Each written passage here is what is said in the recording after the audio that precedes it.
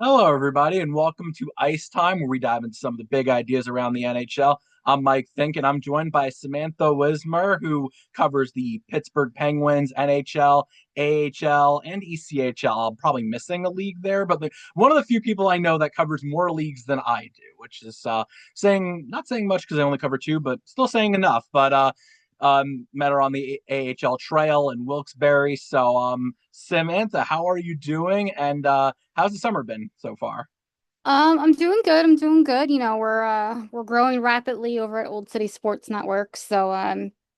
We've got the Hershey Bears covered podcast wise. And yes, I do cover NHL, AHL, ECHL, and I cover four teams mainly. I don't really touch Pittsburgh too much, but I do know what's going on in Pittsburgh.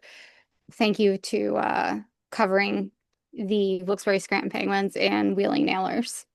Yeah, I was thinking you have a good pulse on their farm system, which is kind of comes in handy considering where the Penguins are these days. I forgot. I had the name written down. I probably was going to mispronounce. I was going to say Oldie City Sports Network or Old City, but yeah, you're Old part of the Old City. City Sports Network, and have been doing great work there. We'll check out I'll make sure to check out all Samantha's stuff. We're here to preview. We're in preview season mode. Actually, it's no longer summer. It's September. The weather's getting cooler. It's fall. Hockey's around the corner, and it's preview season. There's 1,000 ways to preview the season. So let's pick one, and I call this the fun preview. Or let's try to have some fun previewing some things. We're going to look at some fun teams, some fun storylines, and I'll ask you. This will be our way of previewing the season without previewing it.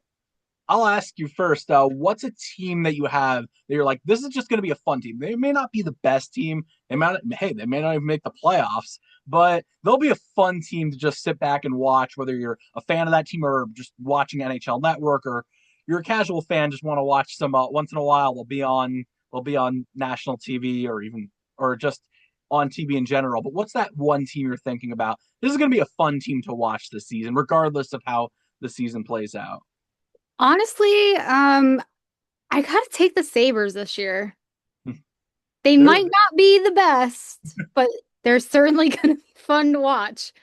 There, that's an interesting one. I found the Sabres. I don't know if I would say. I mean, if you're a Sabres fan, they are not a fun team to watch. You just have this doom and gloom about them, but they are a team that's really intriguing to watch. That's for sure. You've got all that skill there. They a few years back had one of the top five offense. I think it was 2022-23. Their offense was top five in the league, and they missed the playoffs by 1 point. But there's a lot of exciting players there. Yeah, that's an interesting one. And what's interesting about them is that there's like I'm slightly intrigued by the Sabres, but I have a feeling there's a chance that things fall off the rails. Lindy Ruff is fired, and they're playing a lot of miserable hockey. Do you feel that could be like a possibility with them, or do you just more accurately you project them being a team that is just going to be they have the skill to put together a bunch of fun games regardless of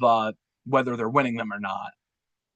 Yeah, I mean, like I said, I'm only saying the Sabres might be fun to watch because they did make a lot of off-season moves to kind of try and retool, not rebuild because they've been in a rebuild for 900 years. But I'm just they just made a lot of moves this offseason. The depth that they have, especially in their minor league system, like their minor league team, Rochester, they've been a machine for God knows how long. They have the depth at every position. So hopefully, they do the right thing and bring those guys up and, maybe it's a fun, they're not going to make playoffs, but maybe it'll be just a funner season to watch. Because I know a lot of fans who have gone through 20 plus seasons now of not being fun to watch. the the farm system is interesting because I think there's a possibility they call all those players up, and then all of a sudden they're this like exciting young team where say they do a fire sale or something like that. But yeah, they trade Jay Paterka, they bring in Michael Kesselring. They've got a lot of there's the skill that's there. Tage Thompson, Rasmus Dahlin, Bowen Byram, Owen Power, now Kesselring. those four are on defense, and it's an exciting team. It's funny because you mentioned Rochester, and I actually think Rochester is more exciting than Buffalo, which is crazy to say, but it's true. I mean, one of the games that I was at last season with Rochester was they played Hartford. They had the 5-on-5 line brawl, which is Oh, uh yes. it's one of those that's like peak fun hockey, even if the teams aren't good. Which Rochester was actually very good last season. I think they should be fine. They should be good this season, but that's peak fun hockey, even if the games itself or the teams themselves aren't that good. But yeah, they're an exciting team, and I think the Sabres there's definitely a path for them. The question I mean, the thing I have is if is Lindy Ruff coaching that team, and just like when he's coaching that team, it's always the sum of the parts is greater than the whole. Usually, it's the sum of the whole is greater than the parts. In this case, it's the opposite, where it just feels like all the pieces are there, but they don't have the coaching there, and that can kind of lead to a miserable second half, possibly, or just a terrible end of the season. But they're an intriguing team for sure. I think that's what goes without saying, and that there's a chance that they become very exciting. I'll throw out. I'm debating whether I'll actually throw out my West Coast or my late night team that when you get back from covering one of the games, you have like NHL Network on while you're in the background while well, we've been through this. This is like writer speak or inside baseball stuff. Basically, anyone who covers games in person get back at midnight or whatever time, and you just have NHL Network on in the background. There's always that one team that's your late night team, even if you don't root for them. They're just like that's the team you want on in the background while you're watching. I'll pick my team. There's two that I have to choose from, but I'll go with the Dallas Stars. And I know it's a cheap answer because oh yeah, the Dallas Stars are good. They're going to be good anyway. But I'm very intrigued by the Stars this season. I like obviously you have the talent everywhere. You have the elite talent everywhere. Rantanen's now there for a full season. I'm very intrigued to see what that looks like. There's a chance that he just goes off and puts together one of these, maybe not a Hart caliber season, actually maybe a Hart caliber type of season where he's really one of those elite players. You see it for a full season there. There's the Jason Robertson stuff, which is a little more of an intriguing thing. And with Glenn Gulletson there as head coach, I think it's more of just there's this new feel about them too, this fresh face. I I wonder what you think about the Stars. Are they actually your even are they one of your late night teams, or maybe you have a different team? But what do you think about the Stars before thinking I about some mean, late night team? they've always been like a powerhouse team. They've never been bad. I mean, they've had down seasons, but they've never been truly like terrible. Um, I think they just get to the point during playoffs where they don't have any more in the power bank and they're dead. Um, I mean, we saw it last year when they went up against, did they go up against Florida? I don't Well, no, they remember. played the Oilers, and then they had nothing left. Okay, so yeah, it was like you could see when they went up against the Oilers, like this we we can't do it. It was like that one thing that goes on TikTok. I'm tired of this, Grandpa. Like you could definitely see like they just didn't have any more in the tank. And you know what? And sometimes that happens. Like you're a good team, and we see it every year that like, you know, it's just not there. Yeah, Um, I wonder. There's a few teams that I think I would almost bunch a whole group of teams into this category of they want to play at one level and then kick things into another gear during the playoffs. Where to the point, like the Atlantic Division is one of the divisions. I'm like, do any of these teams want to win it? The Panthers certainly don't. They haven't in a lot. They haven't in a while because they're thinking, all right, let's just get that 2 or 3 seed. It seems like everyone wants the 3 seed. It actually makes things interesting because I think a lot of teams want to be playing at one level because they've already been in the contention discussion. The Stars, the Maple Leafs, the you could throw even the Lightning in there, but all these teams that they've won the division already. That's not the goal, and yeah. it does make it makes things a little interesting because I wonder for all these divisions like does anyone want to win this? Like even the Central Division, the Avalanche, the Stars, the Jets who won it last season. they're all probably thinking, let's play it one gear and then kick it into another. It makes things interesting for how the season plays out. Maybe there's a sleeper team that piles on the wins because of that and gets all those points that takes the division because no one else wants it. I wonder about that a bit. That a bit. I mean, we're definitely gonna have to see how the season plays out. I actually just put out an interview with an ECHL player today. His father actually played like over 700 games in the NHL. Jimmy Dowd's son, Jimmy Dowd Jr. Um, and he said, last year at Penn State, they started the season 0 and 9. Um, and then it was kind of like a locker room discussion and just, we got to bear down and they bared down and they took Penn State to the first Frozen Four championship in school history. So they were definitely a sleeper team last year. So we're gonna have to see how every team starts out at the beginning of the season, but I think there's definitely gonna be a sleeper team. Yeah. I mean the 0 and 9 or slow starts thing is it's a common saying with what until the first month of the season or even the first 2 months, you can't win a championship, but you could certainly lose one where you're gonna be you if you're out of it early on in the season. I mean, Nashville was one of those teams that early on last season it was like, yeah, they're not gonna you can lose a playoff spot in the first month. They did. Yeah. You can't win one, but you could certainly lose one. I actually want to ask you, what's your West Coast or late night team? Because the Stars may aren't really West Coast; they're actually Central Time Zone, so it doesn't even make sense to call them that. But what's that like late night team, that 1 a.m. type? You know they're going to be on at 1 a.m. and they're going to be fun Vancouver. because they're what Vancouver. they're.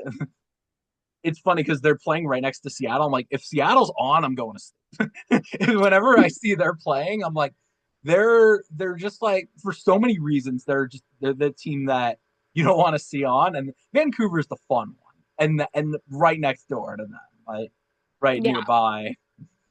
Yeah. They're But like going back to like, you can't win a championship, but you can certainly lose one. Like, I remember at one point, head coach of Wilkes-Barre Scranton, Kirk McDonald, he said, I've told the guys, we can't win a game in the third period, but we can certainly lose it in the first. So, oh yeah. and we saw it in round one this past playoffs. Well, yeah, you can. Yeah, in hockey in general, it's the for if you get off to a slow start, you're chasing the game, which yeah. For those that don't know, Lehigh Valley played Wilkes-Barre in the first round, and the first game was in Wilkes-Barre, and they were down 3-0 like 10 minutes in, or something close to it, maybe 15 minutes in. It was they were down, and then they were chasing the game. They were not. They were. It was a one-sided game, and it really shouldn't have been. But it was like, yeah, they're chasing this game because, and they were the better team all season, but they were just Well, thrown they off the they were rhythm. also limping into playoffs too with Yeah. injuries and they were gonna get McGroarty and Koivunen back and they didn't come back in time and McGroarty got injured. So it was just a whole storm of things that happened. No, yeah, everything fell apart. I was thinking also of the other game that I was at. It was game four between them and Lehigh Valley and Hershey, where it was that was actually 3-0, 10 minutes in, because any shot on net was a goal. Basically, Lehigh Valley did not have goaltending, and Flyers still don't have goaltending in their organization. Maybe they're one of the prospects surprises us, but I guess we're diving a little too much into the AHL here. Yeah. All Sorry. these stories that we have going to games the past year, and sure we're gonna have plenty of stories this season as well. But I actually shifting gears a bit, want to ask you about one of these players that's going to be your fun player to watch. Especially sometimes you see their Twitter highlights, or you see one of these highlights on YouTube or whatever, and it's like, oh yeah, they just did something exciting. What's that? Who's that one player you're looking at who it's like that's going to be the fun player to circle? I mean, we know the usuals: McDavid, Kale McCarr, Nathan McKinnon, Nikita Kucherov. Those are your usual suspects. But who's a player maybe people don't know about? All of a sudden, people are going to be like, oh yeah, this guy's fun. This is a fun player to watch. Okay, so like obviously I cover the teams I cover, but I have to pick one out of the bunch that I think is probably going to make the NHL roster, Ville Koivunen. Um, that kid just has such a swagger to him. And when he got called up and sent back down last season, he played with such a burst of confidence. I was like, this is not the same kid that I met in October.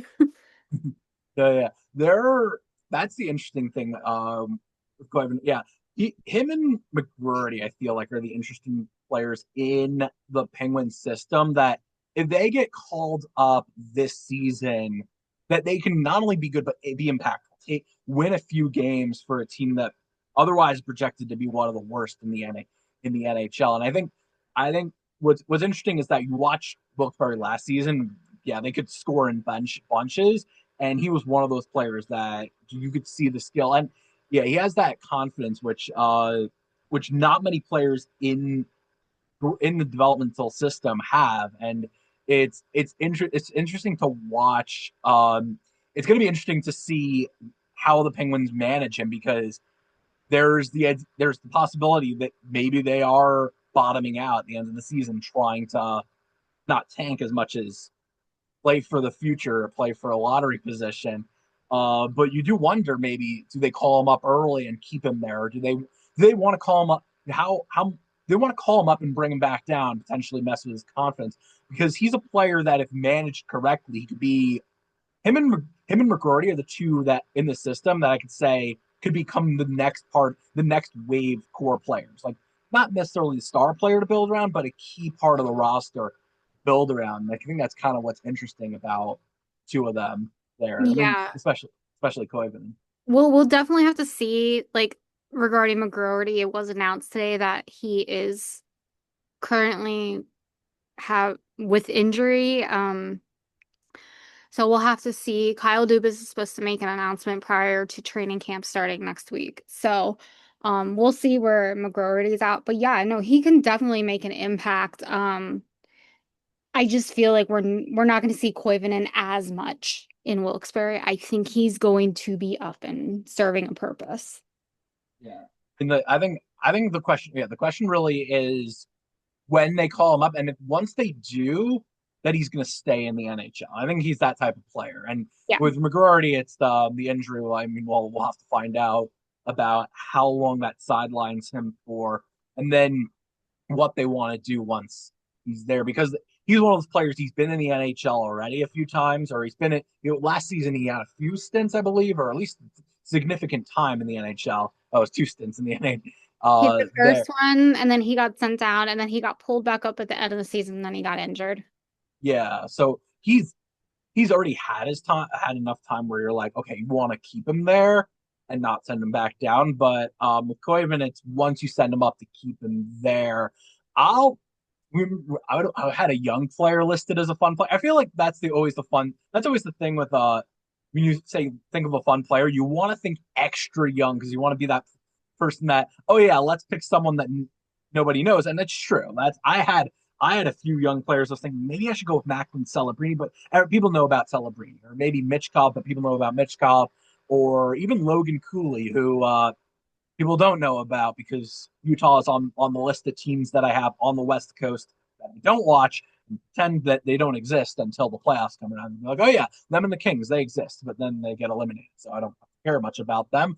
I'm gonna pick actually a veteran, and we all know about him, but a fun player to watch this season. I'm intrigued by Artemi Panarin, and I think he's going to be a very, not only because of how consequential he is for all the teams that, I mean, for the Rangers particularly, but it is a contract year for him. He's when he's on, or when he's playing well, he's like a top five Hart Trophy voting player. He maybe can be in the finalist conversation, like as the third vote, finishing third place, but he could be top five. He gets over 100 points. He's one of the best playmakers in the game. He's one of those wingers, so you don't really notice him as much, or people don't really value him as much. But you look at there's so many sliding doors with Panarin, which makes him an exciting player, because the Rangers are in an interesting spot. If they're not good, all of a sudden you wonder what's his future there because he's in a contract year, and maybe he becomes that player that everyone circles to be like, maybe he gets traded. But I'm very intrigued with Panarin. I think there's so many scenarios there. I think he's poised for a bounce back season, although he didn't really have a down season last season as much as it wasn't as good as we expect from him. I'm very fascinated by him, and I think he's going to have a great season and be very exciting to watch. What are your thoughts on Panarin as we head into the season? Yeah, I mean, I think he's gonna be like a core piece for the Rangers this year.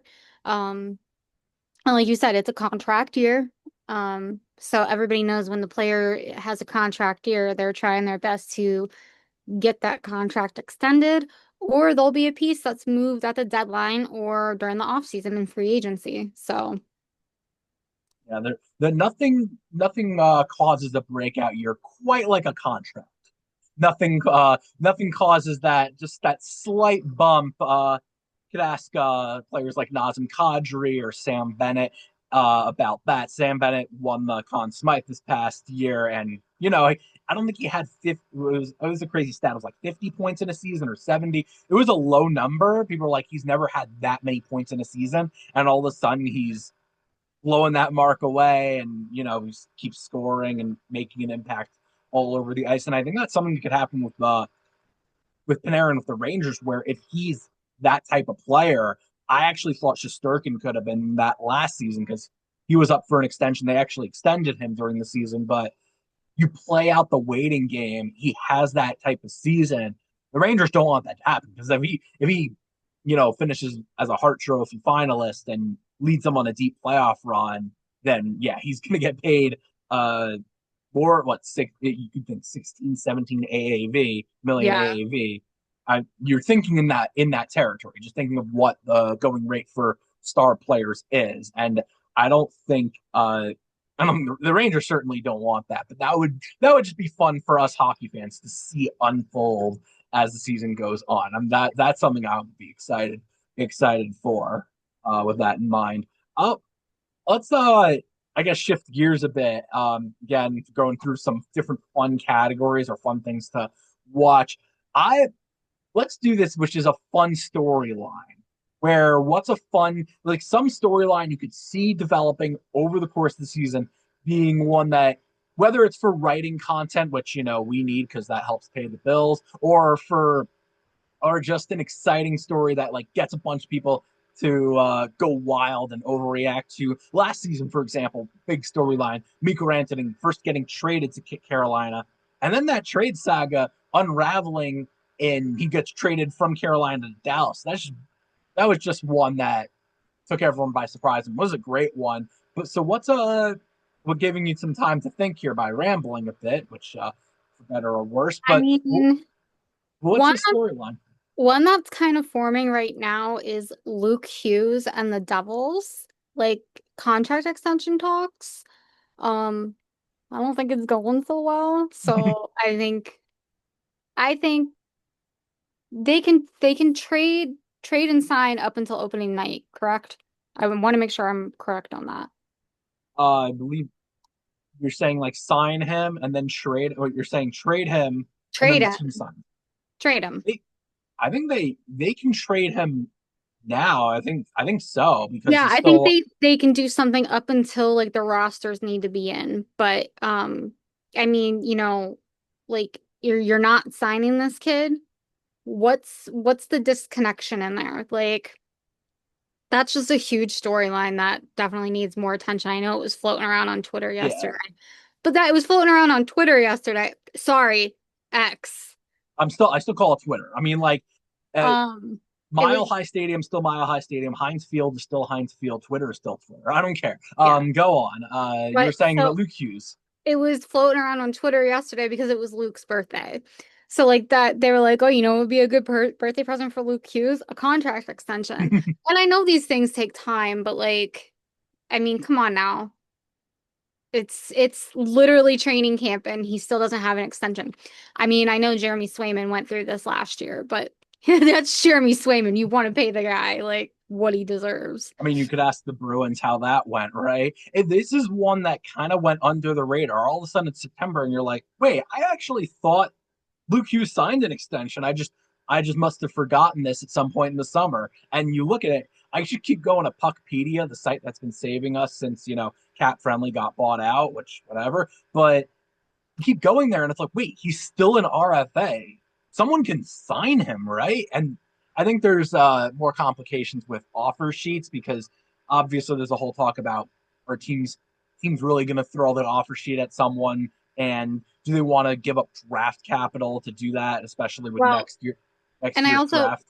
sorry, and I also think a lot of the offer sheets not being put out there this year, I don't think there were any offer sheets given, Yeah, is because the cap is going up next season. So why throw an offer sheet this season when you can offer more money next season?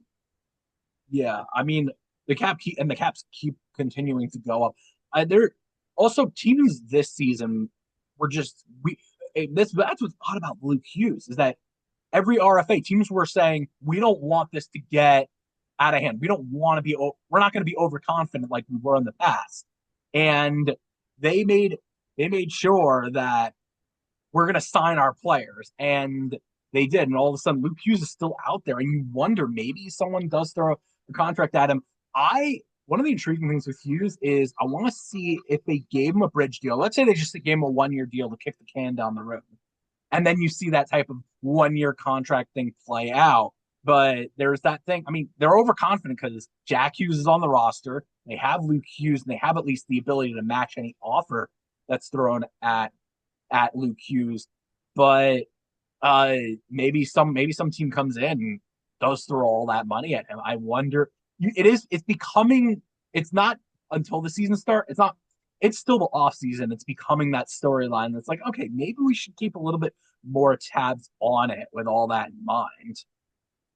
Yeah, for sure. You definitely, it's something to watch because look how, like, I don't want to keep going back to Swayman, but look at how Swayman Yeah.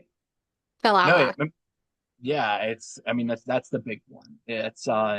They played the waiting game, and obviously it's like that's part of negotiations, and but they played the waiting game, and that did not work out there. Where Swayman was terrible last season, and the Bruins fell apart, and you could blame them for that. I'll and yeah, I mean, what's the name?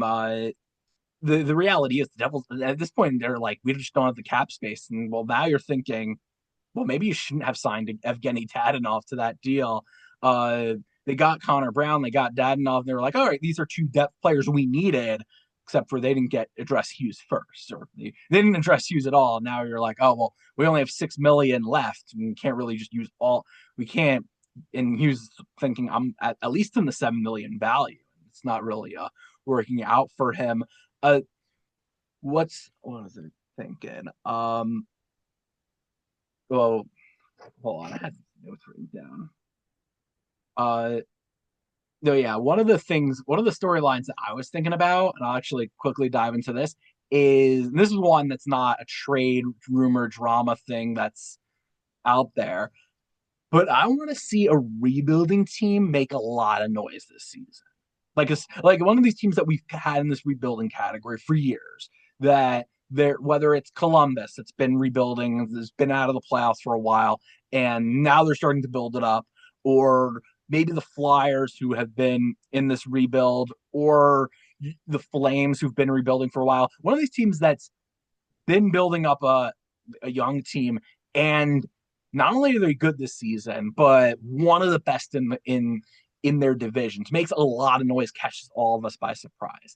That's one that I'm rooting for just because we have all these teams that are rebuilding that have been for a while, but none of them really make that big leap. Some of them make some progress. Montreal and Ottawa did last season. Now they're in the playoffs. Or they were in the playoff discussion. They were in the playoffs last season. They're in the playoffs this season, discussion this season, and they could potentially be better. But I would that's one storyline. I'm like, let's monitor that. Like that's one that would be fun to see. Whatever rebuilding team it is that just surprises us and is that good.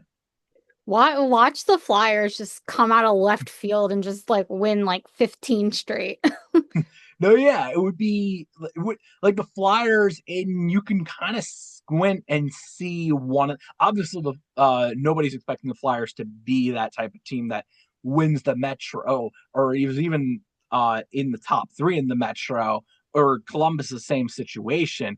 That said, you could squint and see a scenario where with the Flyers, it's your prospects are ready and there. Mitch Cobb is one as a top five player in the NHL. They have a forward unit that comes at teams in waves, and all of a sudden they're scoring 4 goals a game, overwhelming teams with their forward unit coming at them in waves, and they're one of the best teams. Or I mentioned the Flames earlier. It's Dustin Wolf is the next Connor Hellebuck. The Flames win every game 2-1 or 1-0, and secretly are the best team in or one of the best teams in the Pacific. And you could talk yourself into so many of these teams. That's what I think a little more fascinating about that as well. For sure.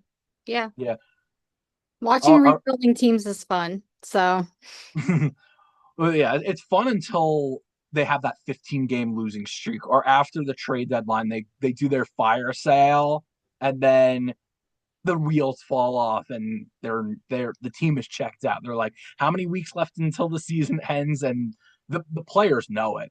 They know when a team is selling, and they're like, all right, yeah, we're not competing this season. And then that's when the wheels really fall off on some of these teams. All right, we'll take a quick break and we'll be right back.